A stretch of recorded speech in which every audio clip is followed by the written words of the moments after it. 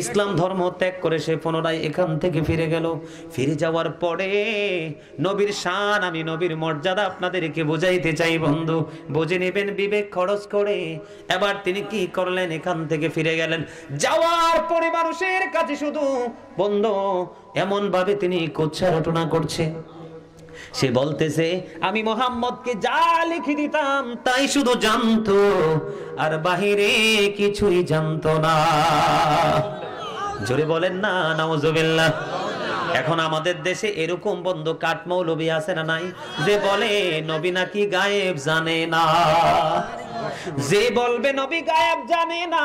দাদা গো, যে বলবে আমার নবী গায়েব জানে না, সেই বোকা নবী শব্দের অর্থই বোঝে না। নবী শব্দের অর্থই হলো অদৃশ্যের সংবাদ দেনেওয়ালা, অদৃশ্যের সংবাদ জাননেওয়ালা। সুন্নিরা কোনোদিন বলে না আল্লাহর চেয়ে বেশি নবী জানে। আমরা কি কোনোদিন বলছি আমার আল্লাহ রাব্বুল আলামিনের খবর আপনার আমার প্রাণের নবীর কাছে যখন বন্ধু আসলো, এখন আমি নবীর সম্মান নিয়ে যদি একটু কথা হয়, আমি পরে যাব বন্ধু, এটা আগে শেষ করি। আমার নবীর কথা কি বলতেছিলাম? চমৎকার, দেখছেন নি খেয়াল আছে, মানে সাচ্চা আসে রাসূল। জোরে জোরে বলেন ঠিক কিনা, আরে জোরে। আমার নবীর প্রেমে পাগল হইলে, নবীর প্রেমে পাগল হইলে আল্লাহ তাআলা খুশি।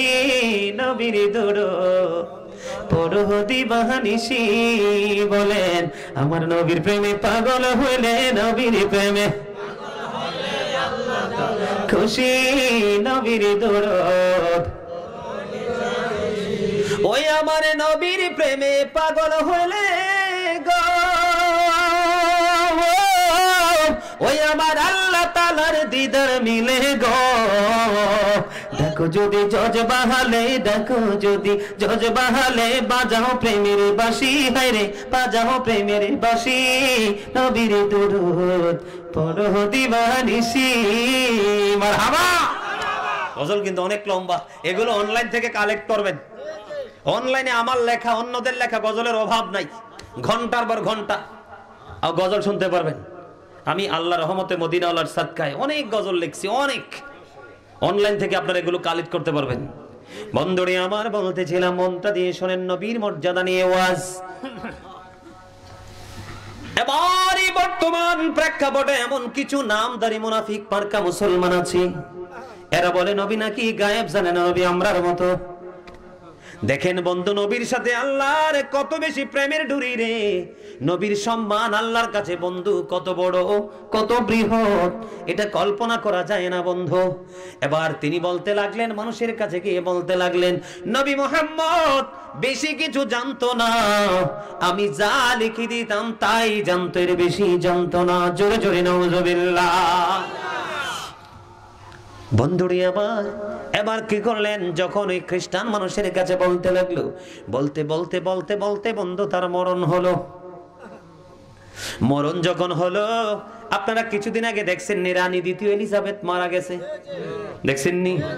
কত সুন্দর কফিন, ব্রিটিশ প্রধানমন্ত্রী ছিলেন ব্রিটিশ রানী দ্বিতীয় এলিজাবেথ মারা গেল বন্ধু। কত সুন্দর কফিনে করে বন্ধু মাটিতে কবরে রাখছে। ঠিক সেই রকম ভাবে ওই তৎকালীন সময় বন্ধু খ্রিস্টানকে মাটিতে দাফন করা হলো। খ্রিস্টানকে যখন মাটিতে দাফন করা হলো রে, এবার কি হলো বন্ধু, তাকে তো দাফন করে চলে আসলো। সকালবেলা তার কবরের কাছে যাইয়া দেখে পুরো আস্তা লাশটা মাটির বাহিরে। জোরে বলেন না নাউজুবিল্লাহ। এবার একবার বলেন সুবহানাল্লাহ। এই ঘটনার জন্য নাউজুবিল্লাহ, আর আল্লাহর হাবিবের সাথে আল্লাহর প্রেমের জন্য বলেন একবার সুবহানাল্লাহ। এটা নবীর সম্মান সুযোগ তো আছে না নাই? কথা বলেন না কেন? বেয়াদবের শাস্তি আছে না নাই? এই জন্য বলছি নাউজুবিল্লাহ, আমরা যেন সেটার অন্তর্ভুক্ত না হই। বন্ধু কেমন করে বুঝাবো গো আমার নবীর শান কত মহান, কেমন করে বললে বন্ধু তোমরা বুঝবা? এবার কি হলো, এই তার তালাশ যখন দেখলো বন্ধু মাটি বাহিরে ফেলে রেখেছে, এবার তার সঙ্গীরা, বন্ধু বান্ধব সবাই বলতেছে এটা পৃথিবীর কারো কাজ নয়, মুহাম্মদের লোকেদের কাজ। আর একবার নাউজুবিল্লাহ। এবার তার সঙ্গীরা কি করলেন, আজকে আরো খনন করলেন, বেশি করে খনন করে আবার বন্ধু তাকে রাখলেন। পরের দিন আবার গিয়ে দেখে রে এটা বাংলা বই থেকে কালেক্ট করা নয়, এটা বুখারী শরীফের হাদিস বন্ধু। পরের দিন গিয়ে দেখলেন আবার ওই লাশ মাটি বের করে দিয়েছে মাটির বাহিরে। এবার তার বন্ধুরা এত বেশি গভীর ভাবে কবর খনন করলো। কবর খনন করার পরে বন্ধু এবার কি হলো, ও বন্ধু, গভীর খনন করে আবার তার লাশটা এখানে দাফন করলো। এত বেশি গভীর করলো, পরের দিন সকালবেলা গিয়ে দেখে আবার তার লাশটা মাটির বাহিরে। বন্ধু এবার তার সঙ্গীরা বলল, না না, এটা পৃথিবীর কারো কাজ হতে পারে না, এটা কখনোই মুহাম্মদের কাজ হতে পারে না, এটা বন্ধু কুদরত থেকে হয়েছে। তারপরে তারা কি করলেন, তার লাশে মাটির উপর ফেলে তারা চলে যায়। সাবধান। আপনারা কি মনে আছে, বলবো একটা সত্য কথা, নবীর মর্যাদা কত, কোন দিক নিয়ে কথা বলবো। এই মিয়া, কোরআন শরীফের 29 পারা সূরা কালাম আল্লাহ রাব্বুল আলামিন স্পষ্ট করে বলে দিয়েছেন, ওয়ালিদ বিন মুগিরা নবীর সাথে বেয়াদবি করলো।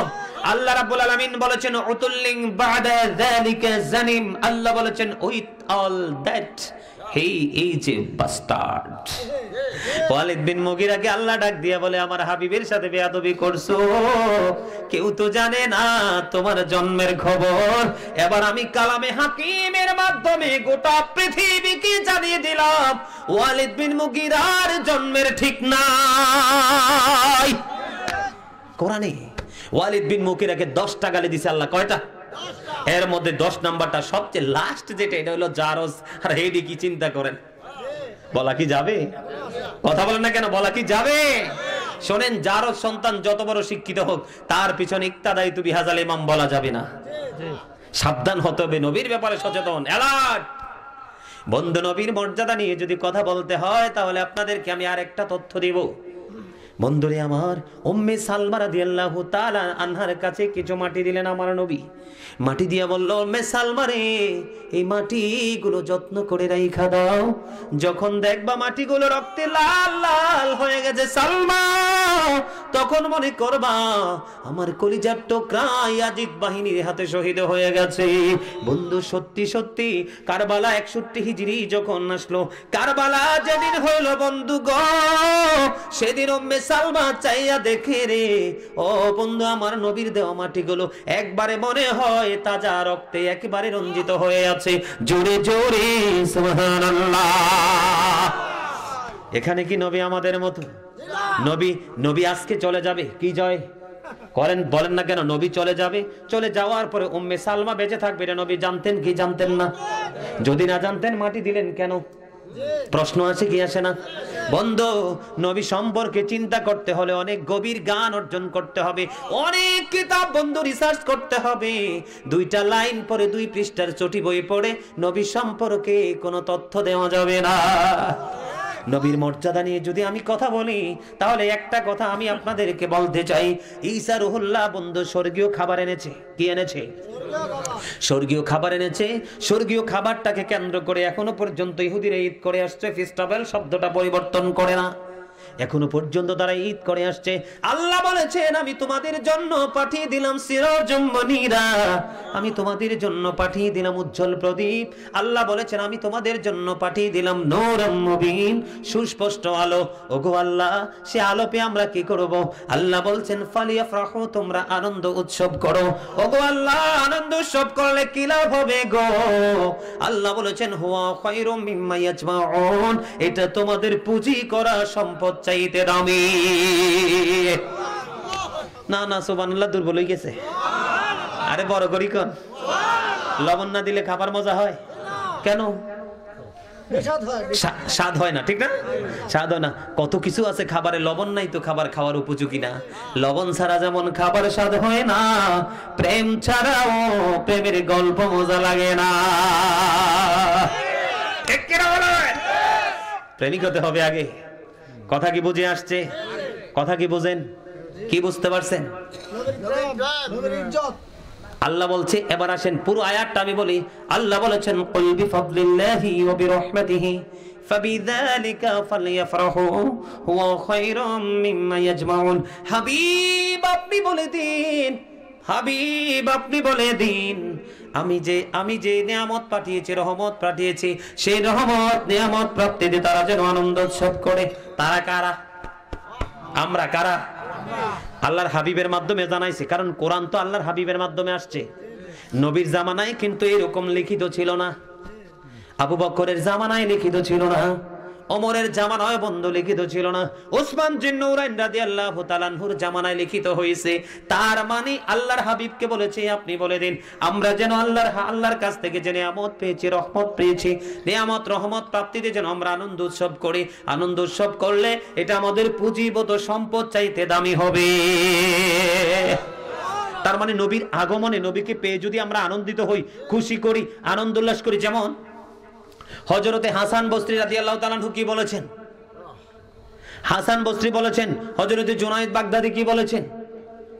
সম্মানিত উপস্থিতি, নবীর শান মান নিয়ে চমৎকার কথা বলেছেন। আবু বকর সিদ্দিক কি বলেছেন? কেউ যদি নবীর মিলাদে 1 দিরহাম খরচ করে, সে আমি আবু বকরের সাথে বন্ধু হয়ে জান্নাতে থাকবে। এখানে কি নবীর মর্যাদা আছে না নাই? এত বেশি মর্যাদা আছে যেটা কল্পনাও করা। বন্ধু রাসূলের ফুফু সুফিয়া রাদিয়াল্লাহু তাআলা আনহা, যখন আমার নবী পৃথিবীর বুকে বন্ধু কদমটা বাড়িয়ে দিল, নবী যখন কদম বাড়িয়ে দিল, রাসূলের ফুফু সুফিয়া রাদিয়াল্লাহু তাআলা আনহা বলতেছে, মা আমিনা দূর থেকে পৃথিবীর বুকে ছেলে আসলো না মেয়ে আসলো দেখতে যাই। বন্ধু আমার নবীর কাছাকাছি যাওয়ার আগে সুফিয়া রাদিয়াল্লাহু তাআলা আনহা বলতেছেন, আমি নবী মুহাম্মাদের কাছে যাওয়ার আগে আমি চাইয়া দেখলাম একটা নূরের চাদর, সে নূরের একটা টুকরা শিয়া নবীর নিচের অংশ পুরোটা ঢেকে দিয়েছে। নবীজির লজ্জাস্থান পৃথিবীর কেউ দেখে না। জোরে জোরে বলেন না সুবহানাল্লাহ। আরো জোরে। নবীর মর্যাদা আছে না নাই? সম্মান দেখা যায় কি যায় না? বন্ধু পারস্যের কিসরা রাজপ্রাসাদের 14টি গম্বুজ ভেঙে পড়েছে নবীর আগমনে। মা আমিনা বলল, নবী যখন পৃথিবীর বুকে কদম দিল, দিন বলে আমার মাঝে পাঠাও, রাত বলে আমার মাঝে পাঠাও, 2 দিন রাতের ঝগড়া। আল্লাহ কয়, দিনে পাঠাইলে দিন রাতের সাথে অহংকার করবে, রাতে পাঠাইলে রাত দিনের সাথে অহংকার করবে। এমন একটা সময় বেছে নিলেন, না দিন না রাতে সময় নবীকে পাঠালেন। মা আমিনা বলতেছে, আমার মুহাম্মদ আমার সন্তান যখন পৃথিবীর বুকে কদমটা বাড়িয়ে দিল, কদম বাড়িয়ে যখন দিল তখন পৃথিবী আলোকিত ছিল না, কিন্তু আমার নবী পৃথিবীর বুকে বরকতময় কদমটা বাড়িয়ে দিতে দেরি রে, সঙ্গে সঙ্গে পূর্ব পশ্চিমের সব কিছু আলোকিত হয়ে গেল। আমি আমেনা সিরিয়ার শাহী মহল সেই নূরের আলোয় দেখতে পেয়েছি। আকাশের তারাগুলো জমিনের এত বেশি কাছাকাছি আসছে, মনে হয়েছে যেন জমিনের উপর এসে পড়বে। নবীর আগমন, নবীর শান, নবীর মান, নবীর মর্যাদা, নবীর ইজ্জত এত বেশি। এই আমার দিকে তাকান, এই পৃথিবী থেকে চাঁদরা 1,40,000 মাইল দূরে। কত? 1969 সনে নীল আর্মস্ট্রং $50 লক্ষ কোটি ব্যয় করে 2 বন্ধুকে নিয়ে চাঁদের দেশে গেলেন, বিন্দু পরিমাণ বালুকণা নিয়ে ফিরে আসলেন, কিছুই করতে পারেনি। আর আপনারা আমার নবী এই পৃথিবী থেকে ইশারা করতে দেরি, চাঁদ 2টা টুকরা হইতে দেরি হয় না। কি বুঝলেন? এটা কি যেমন তেমন নবী? বন্ধু নবী চাইতে দেরি রে, আসতে দেরি হয় না। বন্ধু আমার নবী এমন একজন নবী, নবী মদিনায় থাকা অবস্থায় 27টা যুদ্ধ করলো। এর মধ্যে উহুদের যুদ্ধ হলো সবচেয়ে বড়।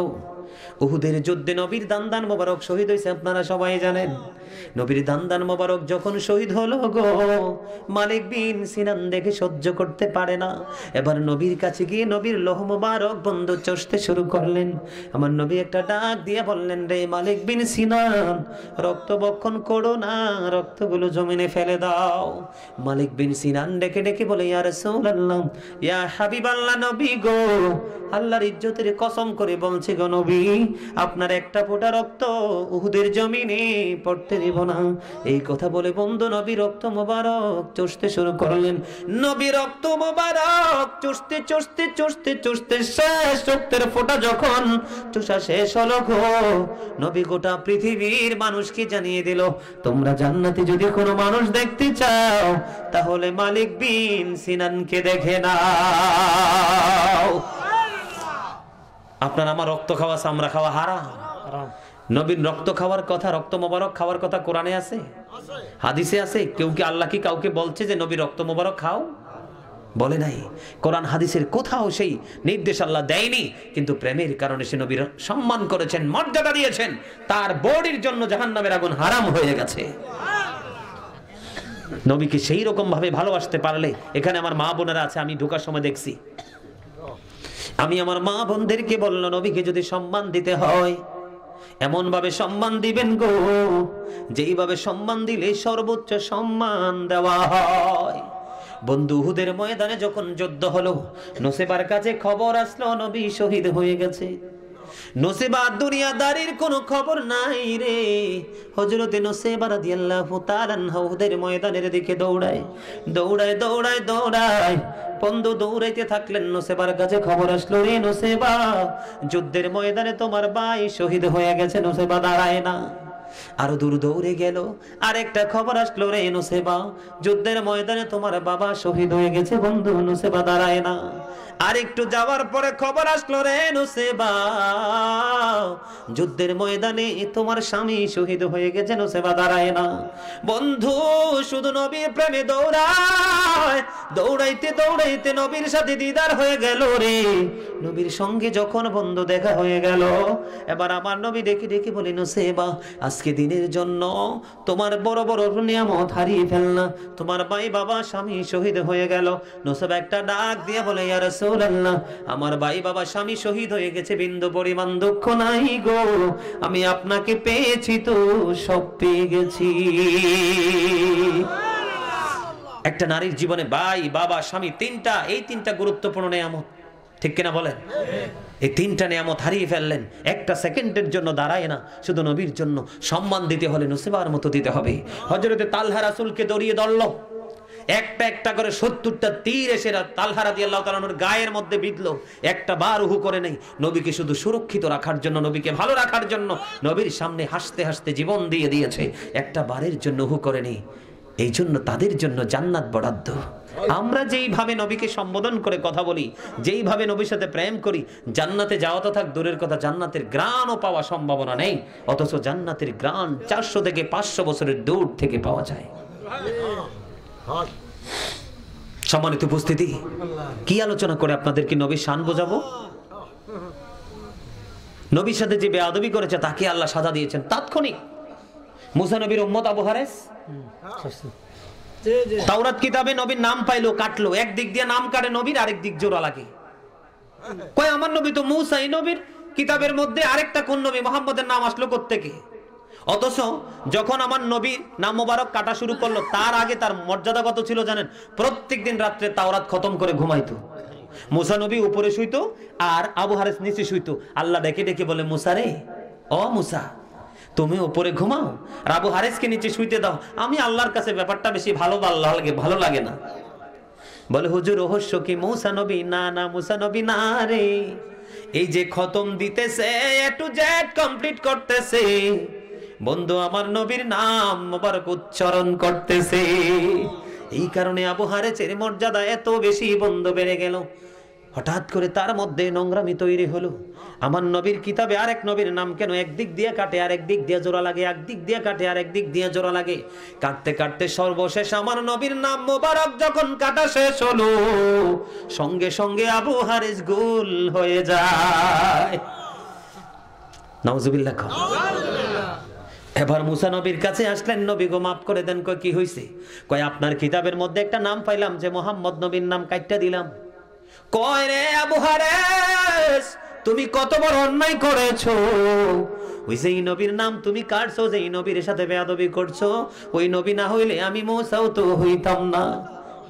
আমাকে মাফ করে দেন। কয় আমার কোনো ইখতিয়ার নাই। আছেও কয় আমার কোনো ইখতিয়ার নাই, আমি মাফ করতে পারবো না। কয় আপনি না আল্লাহর সাথে কথা বলেন। আবার আল্লাহর কাছে কথা বললেন, আল্লাহর কাছে বললেন। মুসা নবী চলে গেলেন, আল্লাহ গো আবু হারেসকে ক্ষমা করে দাও। আল্লাহ বলে ক্ষমা করব না। ওগো আল্লাহ তুমি ক্ষমা করে দাও। আল্লাহ বলে ক্ষমা করব না। ওগো আল্লাহ ক্ষমা করে দাও। আল্লাহ বলে ক্ষমা করব না।